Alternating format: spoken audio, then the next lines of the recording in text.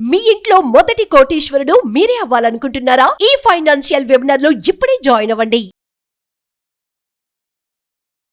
నమస్తే, welcome back to Suman TV. నేను మీ సంజయ్. ఈరోజు మనతో పాటు ఉన్నారు యాంఫర్ రిజిస్టర్డ్ మ్యూచువల్ ఫండ్ డిస్ట్రిబ్యూటర్ మరియు చార్టెడ్ వెల్త్ మేనేజర్ రమా రాజేష్ గారు. మ్యామ్తో మాట్లాడి కొన్ని విషయాలు తెలుసుకుందాం. నమస్తే మ్యామ్. నమస్తే మ్యామ్, మనం ఎస్డబ్ల్యూపీ గురించి మాట్లాడుకున్నాం అండ్ ఎన్ని రకాల ఫండ్స్ ఉన్నాయి, అవి ఎలా పర్ఫామ్ చేస్తాయి అనే గురించి కూడా మాట్లాడుకున్నాం. అయితే లంసమ్ అనేది ఎక్కడ పెట్టాలంటారు? ఒకవేళ లంసమ్ ఇన్వెస్ట్ చేయాలనుకున్న వ్యక్తి ఎన్ని రకాలుగా ఇన్వెస్ట్ చేయొచ్చు, ఎక్కడ ఇన్వెస్ట్ చేస్తే మంచిది అంటారు? మనం యుఎస్ లో కూడా చాలా మంది లంసమ్ గురించి మాట్లాడారు మేడం. లంసమ్ ఇన్వెస్ట్మెంట్స్ ఎలా చేయాలని అడిగారు. సో అందరికి ఈ పర్టికులర్ వీడియోలో ఒక క్లారిటీ ఇవ్వాలనుకుంటున్నాను. మనం ఎప్పుడైనా లంసమ్ ఇన్వెస్ట్ చేసేటప్పుడు మనకి 4 క్వశ్చన్స్ మైండ్ లో ఉండాలి. ఆ 4 క్వశ్చన్స్ మైండ్ లో పెట్టుకోకుండా ఇన్వెస్ట్ చేస్తే ఆ ఇన్వెస్ట్మెంట్ వల్ల వచ్చే రిటర్న్స్ మనం ప్రాపర్ గా ఎంజాయ్ చేయలేం, లేదా మనీని కూడా లాస్ అవుతాం. దాంట్లో ఫస్ట్ థింగ్ ఏంటంటే పర్పస్ ఆఫ్ ది ఇన్వెస్ట్మెంట్. ఇప్పుడు లంసమ్ అమౌంట్ నేను పెడుతున్నానంటే ఏ పర్పస్ కోసం పెడుతున్నాను? అది నా ఎమర్జెన్సీ ఫండ్ కోసం పెట్టుకుంటున్నానా, షార్ట్ టర్మ్ గోల్ కోసం పెడుతున్నానా, లాంగ్ టర్మ్ గోల్ కోసం పెడుతున్నానా, లేకపోతే మిడ్ టర్మ్ గోల్ కోసం పెడుతున్నానా? పర్పస్ అన్నది చాలా చాలా ఇంపార్టెంట్. పర్పస్ తెలియకుండా కనుక ఇన్వెస్ట్మెంట్స్ చేస్తే ఆ ఇన్వెస్ట్మెంట్ రిటర్న్ రాకముందే భయంతో కానీ ఇంకేదైనా ప్రాబ్లంతో మనం మనీ విత్డ్రా చేసేస్తూ ఉంటాం. సో ప్రతి అమౌంట్కి కూడా ఒక పర్పస్ ఉండాలి, ఎస్పెషల్లీ లంసమ్ అమౌంట్స్కి. ఇప్పుడు చాలా మంది చిట్స్లో వీటిలో వేసుకుంటూ ఉంటారు, ఎందుకంటే పర్పస్ లేకుండా దాచుకుంటారు. వచ్చిన తర్వాత ఏం చేస్తారు, ఏదో ఒకటి అవసరం వస్తువులో ఇంకేదో కొనుక్కుంటూ ఉంటారు. సో ప్రతి ఇన్వెస్ట్మెంట్కి ఒక పర్పస్ అయితే కంపల్సరీ ఉండాలి. అది లంసమ్ ఇన్వెస్ట్మెంట్ ఎస్పెషల్లీ అయినప్పుడు, ఎందుకంటే ఒకేసారి ఎక్కువ అమౌంట్ ఇన్వెస్ట్ చేస్తున్నాం కాబట్టి. అండ్ సెకండ్ థింగ్, ఎంత వరకు, how long should I invest? ఎన్ని సంవత్సరాలు నేను ఇన్వెస్ట్ చేయడానికి రెడీగా ఉన్నాను ఈ అమౌంట్? అంటే ఈ అమౌంట్ నాకు ఒక 5 years అయినా ఓకే, 10 years అయినా ఓకే, 15 years అయినా ఓకే, అలా ఎన్ని సంవత్సరాలు నేను ఇన్వెస్ట్మెంట్ చేసి ఉండగలను? ఈ క్లారిటీ కూడా ఉండాలి. ఆ క్లారిటీ లేకపోతే మనం ఎక్కడో పెడతాము, అంటే ఫిక్స్డ్ డిపాజిట్లో పెట్టుకుంటాము, ఎక్కువ రిటర్న్స్ ఎక్స్పెక్ట్ చేస్తాము, లేదా క్యాష్లోనే పెట్టుకుంటాం, ఎక్కువ రిటర్న్స్ అడుగుతాం, లేదా స్టాక్స్లో పెడతాము, ఫాస్ట్గా కావాలనుకుంటాము. ఈ మిస్టేక్స్ చేస్తాం. సో చాలా చాలా ఇంపార్టెంట్. సెకండ్ క్వశ్చన్ ఏంటి, ఎంతకాలం, how long we're investing. Third, ఎంత రిస్క్ తీసుకోవడానికి రెడీగా ఉన్నాను? ఇప్పుడు లంసంలో నా దగ్గర ఇంత డబ్బులు ఉన్నాయి సరే, బట్ ఈ డబ్బులు నేను పెడితే రేపు పొద్దున్నే అది లాస్లోకి వెళ్తే నేను తట్టుకోగలిగే శక్తి కూడా నాకు ఉండాలి. రిస్క్ తీసుకోవడానికి నేను ఎంతవరకు రెడీగా ఉన్నాను అన్న దాన్ని బట్టి కూడా మనం ఎక్కడ ఇన్వెస్ట్ చేయాలి అన్నది మారిపోతుంది. నెక్స్ట్ 4th పాయింట్, నాకు ఎంత నాలెడ్జ్ ఉంది అండ్ దాని మీద నేను ఎంత టైం స్పెండ్ చేయగలను. ఇప్పుడు నా దగ్గర లంసం ఉంది, నేను తీసుకెళ్ళి స్టాక్స్లో పెట్టేసుకుంటాను ఎవరో చెప్పారని, బట్ నాకు టైం లేదనుకో దాన్ని మానిటర్ చేయడానికి, అప్పుడు ఏం జరుగుతుంది, నా మనీ అంతా కొలాప్స్ అవుతాను, నేను లాస్ అవుతాను కదా. సో నేను ఎంత టైం స్పెండ్ చేయగలను? ఈ 4 క్వశ్చన్స్ బేస్ చేసుకొని కనుక మనం లంసమ్ ఇన్వెస్ట్మెంట్స్ చేసుకుంటే దెన్ మనకి ఆ పర్టికులర్ ఇన్వెస్ట్మెంట్ వల్ల రిటర్న్స్తో పాటు మనం ఆ అమౌంట్ని కూడా ఎంజాయ్ చేయగలం. ఇప్పుడు టైం పీరియడ్ ప్రకారంగా ఇప్పుడు మీరు చూసుకుంటే, మనం ముందు అనుకున్న first question purpose of the investment. So మన ఇన్వెస్ట్మెంట్ పర్పస్ ప్రకారంగా 5 టైప్స్ ఉంటాయి. ఒకటి ఎమర్జెన్సీ ఫండ్, ఇంకొకటి short term goal, mid term goal and long term goal. అవన్నీ కూడా అయిపోయాక ఇంకా ఎక్స్ట్రా క్యాష్ ఉంది, నేను ఎంతైనా రిస్క్ తీసుకోగలను అన్నప్పుడు దీన్ని బట్టి మన ఇన్వెస్ట్మెంట్ చాయిసెస్ మారిపోతాయి. ఇప్పుడు నేను ఎమర్జెన్సీ కోసం ఇమీడియట్గా నాకు ఎమర్జెన్సీకి ఏమీ లేదు అంటే, ఏదైనా ఎమర్జెన్సీ వస్తే నా దగ్గర డబ్బులు లేవు అనుకున్నప్పుడు ఫస్ట్ మనం ఎమర్జెన్సీ కోసం పెట్టుకోవాలి. సో మనం ఎప్పుడైనా ఎమర్జెన్సీ ఫండ్ కోసం పెట్టేటప్పుడు ఎక్కడ పెట్టుకోవాలి? సేవింగ్స్ అకౌంట్లో కానీ, ఆటో స్వీప్ అకౌంట్ కానీ, లిక్విడ్ ఫండ్స్ కానీ.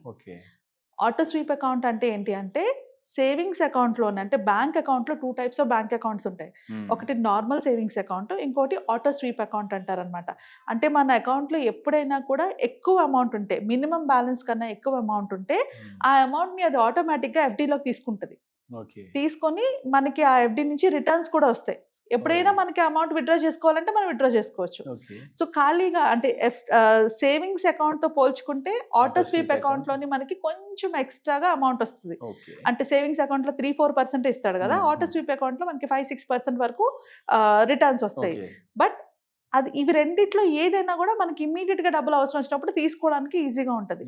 సో లంసమ్ అమౌంట్ ఉన్నప్పుడు, ఎమర్జెన్సీ ఫండ్ లేకపోతే కంపల్సరీగా ఈ 3 పెట్టుకోవాలి. రైట్? ఏది ఆటో సేవింగ్స్ అకౌంట్ కానీ, సేవింగ్స్ అకౌంట్ కానీ, లిక్విడ్ ఫండ్స్ కానీ. ఒకవేళ షార్ట్ టర్మ్ గోల్స్ అంటే 1-2 years గోల్స్ ఉన్నాయి నాకు, లేదా పెళ్లి చేసుకోవాలి, లేకపోతే పిల్లల ఎడ్యుకేషన్, షార్ట్ టర్మ్ గోల్స్ అంటే ఏంటి అంటే మనం 1 year నుంచి 3 years లోపు అచీవ్ చేయాలనుకున్న ఏదైనా కావచ్చు. మేబీ ఒక కార్ తీసుకోవాలనుకుంటున్నారనో, లేకపోతే మ్యారేజ్ కోసం దాచుకోవాలనో, లేకపోతే పిల్లలు ప్రెగ్నెన్సీ ప్లాన్ చేస్తున్నారు వాటికి కావాలనుకున్నా, ఇవన్నీ కూడా షార్ట్ టర్మ్ గోల్స్లోకి వస్తాయి. సో మనకి దీనికి 1 to 3 years టైమే ఉంటుంది. ఇలాంటి టైంలో ఉన్నప్పుడు మ్యూచువల్ ఫండ్స్ కానీ స్టాక్స్ కానీ అస్సలు పెట్టకూడదు. సో అలాంటప్పుడు మనం పెట్టుకోవాల్సిన ఆప్షన్స్ ఏంటి? మ్యూచువల్ ఫండ్స్ లిక్విడ్ ఫండ్స్లో పెట్టుకోవచ్చు, ఓవర్ నైట్ ఫండ్స్లో పెట్టుకోవచ్చు, లో డ్యూరేషన్ ఫండ్స్లో పెట్టుకోవచ్చు, షార్ట్ టర్మ్ ఫండ్స్లో పెట్టుకోవచ్చు. సో అంటే మనం మ్యూచువల్ ఫండ్స్లోని ఓన్లీ డెట్ ఫండ్స్లోనే పెడుతున్నాం. మనం లాస్ట్ వీడియోలో క్లియర్గా ఎక్స్ప్లెయిన్ చేసాం కదా డెట్ ఫండ్స్ అంటే ఏంటి, ఈక్విటీ ఫండ్స్ అంటే ఏంటి అని. సో షార్ట్ టర్మ్ గోల్స్కి మనం ఓన్లీ డెట్ ఫండ్స్లోనే పెట్టుకుంటాం. అండ్ అది కాకుండా ఎఫ్డీస్ కానీ ఆర్డీస్ కానీ పెట్టుకోవచ్చు. ఇంకొకటి మనకి కొన్ని స్కీమ్స్ ఉన్నాయి, గవర్నమెంట్ స్కీమ్స్ ఉన్నాయి, 2 yearsకి అలా ఫిక్స్డ్ డిపాజిట్స్ కొన్ని స్పెసిఫిక్ స్కీమ్స్ ఉన్నాయి, వాటిలో పెట్టుకోవచ్చు.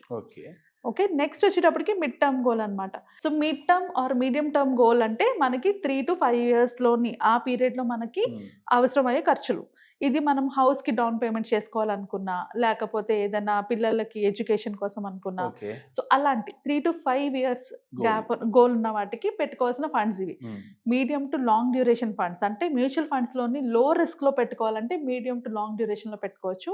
గవర్నమెంట్ స్కీమ్, దీనికి కూడా రిస్క్ తక్కువ ఉంటుంది. నేను ఎక్కువ రిస్క్ తీసుకోలేను, కొంచెం రిస్క్ కావాలనుకుంటే గవర్నమెంట్ స్కీమ్స్ ఉన్నాయి, నేషనల్ సేవింగ్ సర్టిఫికేట్ అని అలాంటివి ఉన్నాయి, వాటిలో పెట్టుకోవచ్చు. ఎఫ్డీస్లో పెట్టుకోవచ్చు అండ్ హైబ్రిడ్ ఫండ్స్లో పెట్టుకోవచ్చు. అంటే మ్యూచువల్ ఫండ్స్లోని హైబ్రిడ్ ఫండ్స్ వరకు పెట్టుకోవచ్చు, 5 years వరకు టైం ఉంది కాబట్టి. అండ్ అలానే కార్పొరేట్ బాండ్స్ కూడా చాలా ఇంపార్టెంట్, మనం వాటిలో కూడా ఇన్వెస్ట్ చేసుకోవచ్చు. కంపారిటివ్లీ రిస్క్ ఉంటుంది, అంటే డెట్ ఫండ్స్తో పోల్చుకుంటే కొంచెం రిస్క్ ఉంటుంది. నెక్స్ట్ ఏదైనా వీడియోలో నేను బాండ్స్ని ఎలా చూస్ చేసుకోవాలో కూడా చెప్తాను. సో దట్ షార్ట్ టర్మ్ గోల్స్కి ఆర్ మిడ్ టర్మ్ గోల్స్కి బాండ్స్లో కూడా చాలా బాగుంటాయి returns. Next ELSS funds, mutual ఫండ్స్లోని ఈక్విటీ లింక్ సేవింగ్ స్కీమ్, ఇది ట్యాక్స్ సేవింగ్ ఫండ్ కూడా, ఇందులో కూడా మనం మిడ్ టర్మ్ వరకు పెట్టుకోవచ్చు. ఓకే, సో నెక్స్ట్ వచ్చేటప్పటికి లాంగ్ టర్మ్ గోల్స్ అంటే ఇది మోర్ దాన్ 5 అంటే 5 అబవ్ ఉన్న వాటికి మనం ఇందులో పెట్టుకుంటాం. ఎక్కువ పెట్టుకునేటప్పుడు లంసమ్ అమౌంట్ నేను 5 years కన్నా ఎక్కువ పెట్టుకోవాలనుకునేటప్పుడు ఈ ఆప్షన్స్ అన్ని వాళ్ళకుంటాయి. Large cap funds, small cap funds, flexi cap funds, PPF, VPF, Sukanya Samriddhi, sovereign gold bonds, index funds, hybrid funds, international funds. So ఇన్ని ఆప్షన్స్ ఉంటాయి లాంగ్ టర్మ్కి వెళ్ళేటప్పటికి. అంటే అబౌవ్ 6 and above yearsకి వచ్చేటప్పటికి ఇన్ని ఆప్షన్స్ మనకి ఉంటాయి.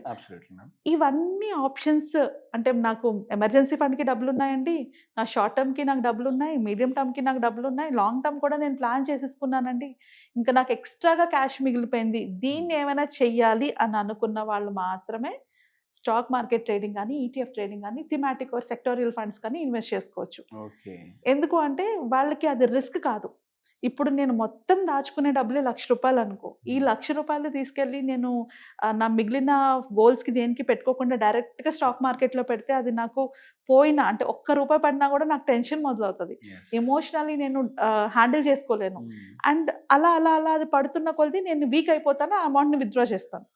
సో ఎప్పుడు కూడా మనం రిస్క్ చేసుకునేటప్పుడు మన దగ్గర ఉన్న టోటల్ కార్పస్లో 10% రిస్క్ చేసుకోవాలి, లేదా ఎక్స్ట్రా క్యాష్ ఉంటేనే రిస్క్ చేయాలి. ఆ రిస్క్ చేసే ముందు కూడా దాని మీద నాలెడ్జ్ ఉండాలి, నాలెడ్జ్ లేకుండా దాని మీద ఇన్వెస్ట్ చేయకూడదు. సో ఇది పర్పస్ బట్టి. And how long should you invest, మీరు ఇన్వెస్ట్ చేసే టైం పీరియడ్ బట్టి కూడా మళ్ళీ ఫండ్స్ మారిపోతాయి. ఇప్పుడు 6 months అంటే మళ్ళీ సేమ్ కాన్సెప్ట్స్, నేను 6 months ఉంచగలంటే ఈ ఆప్షన్స్ ఉన్నాయి మనకి. FDs, treasury bills, over night funds వీటిలో పెట్టుకోవచ్చు. ఆర్డీస్లో నేను 6 months కన్నా ఎక్కువ ఉంటాను అంటే 6 to 3 years అంటే RD FD, liquid funds, ultra short term funds, arbitrage funds వీటిలో పెట్టుకోవచ్చు. 3 to 5 years ఉంటాయి. 3 to 5 years ఉంటే ఈ స్కీమ్స్, గవర్నమెంట్ స్కీమ్స్ చాలా ఉంటాయి, వాటిలో పెట్టుకోవచ్చు. హైబ్రిడ్ ఫండ్స్లో పెట్టుకోవచ్చు, మ్యూచువల్ ఫండ్స్లో పెట్టుకోవచ్చు, బాండ్స్లో పెట్టుకోవచ్చు.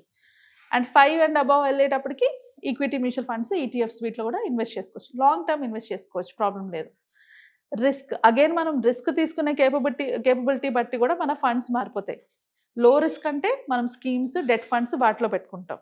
హై రిస్క్, మీడియం టు లో రిస్క్లోని మనం డెట్ ఫండ్స్ వాటిలో పెట్టుకుంటాం, రైట్? సో అలాగా రిస్క్ పెరిగే కొద్దీ మన ఇన్వెస్ట్మెంట్ ఆప్షన్స్ మారుతుంటాయి. మోస్ట్లీ హై రిస్క్ వచ్చేటప్పటికి మనకి స్టాక్స్ కానీ, ఈక్విటీ మ్యూచువల్ ఫండ్స్ కానీ మనం ఇన్వెస్ట్ చేసుకోవచ్చు. లంసం పెట్టాలంటే ఇన్ని ఆలోచించాలా మ్యామ్? అట్లా ఫండ్ అనుకుని ఒక మంచి రిటర్న్స్ ఇస్తుంది అనుకుని పెట్టేస్తే అయిపోద్ది కదా, లంసము వచ్చేస్తుంది కదా ఎప్పుడో ఒక టైంకి కోట్లు అనుకుంటాం తప్పితే అసలు ఎప్పటి వరకు ఇన్వెస్ట్ చేస్తాం, ఎన్నాళ్ళు ఉంటాం, అండ్ ఎంత అమౌంట్ కావాలి, అది కూడా ఏ టైప్ ఆఫ్ ఫండ్లో పెట్టాలి అనే దానికి ఇంత డీటెయిల్ ఎక్స్ప్లెనేషన్ ఇచ్చినందుకు thank you ma'am, thank you very much. And ఇలాంటి ఫైనాన్షియల్ అడ్వైజెస్ గురించి మిమ్మల్ని కన్సల్ట్ అవ్వాలనుకున్న వాళ్ళకి మీరు ఏం చెప్తారు? మనం ఒక వెబినార్ చేస్తున్నాము 7th నుంచి 9th వరకును డిసెంబర్లోని.